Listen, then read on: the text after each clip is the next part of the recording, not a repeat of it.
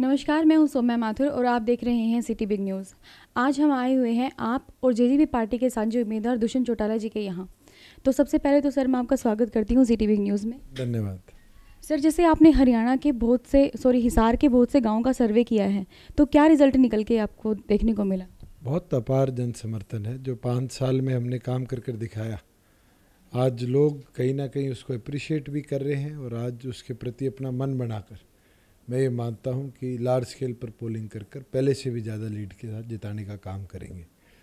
और हिसार ने एक चीज़ देखी है, समझी है कि हिसार इकलौती ऐसी लोकसभा क्षेत्र है जहाँ पर 5 मेंबर ऑफ पार्लियामेंट रहे, 1 लोकसभा के और 4 राज्यसभा में। हम बात करें तो हांसी से जनरल वट्स हैं, उकलाना से प्रभुवाला गांव से कुमारी शैलजा हैं, उसके साथ हमारे सुभाष चंद्रा जी हैं हिसार से, और फाइनल में वीरेंद्र सिंह जी हैं उचाना से। और मैं ये मानता हूँ 3 बीजेपी के, 1 कांग्रेस के सांसद एक तरफ भी नहीं है जहाँ हमने लोकसभा में रहते हुए काम कराया, चाहे वो ग्रांट यूटिलाइजेशन की बात हो, चाहे प्रोजेक्ट्स अप्रूवल की बात हो, चाहे हिसार की आवाज़ उठाने की बात हो।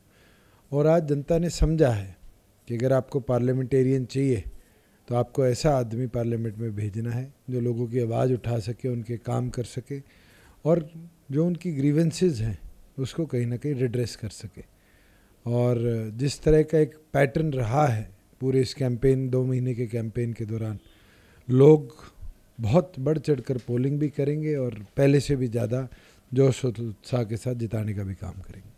सर, जैसे आपने एक मुद्दा उठाया था कि कुलदीप जी के कार्यकाल में ग्रांट वापस चली गई थी और आप अपने कार्यकाल में उस ग्रांट को वापस भी लेकर आए और आपने उसको जन समर्थन में भी लगाया।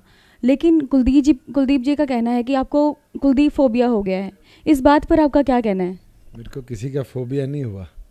मैं तो सिर्फ एक चीज़ बोलता हूँ कि मेरे को 25 करोड़ मिले, 28.5 करोड़ मैंने खर्चे, उसके अंदर जो 3.5 करोड़ मेरे पास एडिशनल आए वो कोई मेरे लिखी हुई पत्र नहीं है, वो तो सेंट्रल गवर्नमेंट ने डायरेक्ट किया और एडीसी ने लिखित तौर पर मेरे को दिया है कि जहाँ प्रोविज़न है कि आप लैप्स हुई ग्रांट को उसी क्षेत्र के विकास में लगा सकते हो।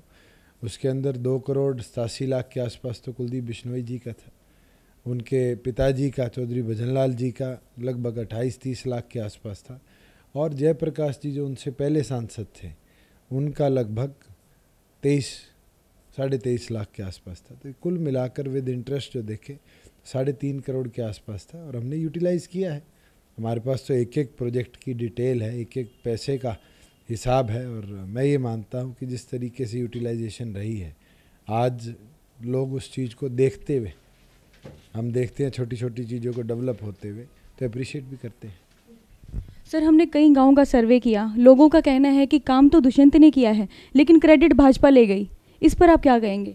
अगर मैं क्रेडिट की लाइन में लगा रहता तो आज तो मैं क्रेडिट लेने में ही रहता। अगर पत्थर लगाने से कोई चीज़ आप डेवलप करते हो, इस प्रोजेक्ट को लाने से डेवलप करते हो, तो फिर निर्णय आपके हाथ में है। मैं ये मानता हूँ कि जनता ने समझा है, देखा है कि किसने पार्लियामेंट में आवाज़ उठाई, जनता ने देखा है, समझा है कि कौन उनकी आवाज़ बनकर काम करता रहा। और मेरे ख्याल से हिसार की जनता जब पोलिंग करेगी तो अपने एक एक वोट को उसी सोच के साथ डालने का काम करे। सर, अपनी पार्टी का मुकाबला किसके साथ मानते हैं आप? मैं ये मानता हूँ कि 2 विचारधाराएं हमारे सामने थी, एक जिसने 10 साल इस प्रदेश को लूटा, और दूसरी विचारधारा वो थी जो हमें आपसी में लड़ा रही है, बांट रही है, इस प्रदेश को जला रही है। और आज जनता ने मन बना लिया कि इन दोनों विचारधाराओं को प्रदेश से बाहर का रास्ता दिखाना है। कितने मार्जिन से आपको लगता है कि आपकी जीत निश्चित होगी? मैं पिछली बार 32,000 से जीता था। मेरा ये आंकलन है कि उसके मल्टीपल टाइम्स वोट शेयर से हम जीतने का काम करेंगे। जैसे एक तरफ भारतीय जनता पार्टी के राष्ट्रीय अध्यक्ष अमित शाह, उधर से प्रधानमंत्री, दूसरी तरफ कांग्रेस के राहुल गांधी, प्रियंका गांधी, पूरा उन्होंने हरियाणा को फोकस किया हुआ, एक तरफ आप और दिग्विजय जी, तो क्या मानते हैं आप, किस तरह से उन्होंने कांग्रेस और बीजेपी लगी हुई है? एक चीज़ समझ मेरे को आ गई, जब प्रधानमंत्री को आकर मेरे खिलाफ तल्ख टिप्पणी करनी पड़ेगी, तो जो लोग हमें कहते थे कि ये तो छोरों की पार्टी है, ये तो युवा है, आज उन युवाओं ने बड़े बड़े धुरंधरों के पसीने निकालने का काम किया है। और जिस तरह का एक मैंडेट सामने आ रहा है, मैं ये मानता हूँ कि बहुत बड़े लीड से, बहुत बड़े मार्जिन से हम इस सीट को जीतेंगे। सर, इसमें कोई शक नहीं है कि हिसार से आपने बहुत से काम करवाए हैं, लेकिन अगर आप यहाँ से दोबारा से सांसद बन के जाते हैं तो क्या क्या विकास कार्य आप करवाएंगे? देखो, आज सबसे बड़ी चीज़ है इंडस्ट्रियलाइजेशन के लिए ड्राई फ्रूट लाना, और मैंने पार्लियामेंट में भी बात उठाई थी। नितिन गडकरी जी का मेरे पास पत्र भी आया था कि अगर स्टेट गवर्नमेंट लैंड एलोकेट करती है तो वो ड्राई पोर्ट खोलने को तैयार है। और क्योंकि हिसार एक अहम कड़ी है अमृतसर और कोलकाता इंडस्ट्रियल कॉरिडोर की और दिल्ली मुंबई इंडस्ट्रियल कॉरिडोर की, अगर ये डेवलप होता है तो मैं मानता हूँ कि रोज़गार भी आएंगे, इंडस्ट्री भी आएगी और हिसार और विकसित होने के पथ पर चलेगा। सर, जैसे आपने गांव के अंदर कंटेनर्स रखवाए हैं, विपक्षियों का कहना था कि कंटेनर की बजाय पानी की सुविधा वहां दे देते, इस बात पर आप क्या कहोगे? कि पाइपलाइन का जो कॉस्ट है वो कई लाखों में चला जाता है, मगर आज के दिन 40 ऐसे गांव हैं जहां लोगों को पीने के पानी के टैंकर किराए पर लेकर आने पड़ते हैं, और कहीं ना कहीं अगर वो व्यवस्था मैं उनको फ्री में करा कर दे रहा हूँ। आज तो पंचायत का है, किसी के कोई फंक्शन होता है, शादी ब्याह होता है, कोई जागरण होता है, कोई खेल का टूर्नामेंट होता है, किसी के घर की खुद की व्यवस्था के लिए है, तो मुझे लगता है कि एक कदम था। हमने तो 250 गांव में उठाया और 250 के 250 गांव के अंदर उसका खुलकर हमें सपोर्ट भी मिला।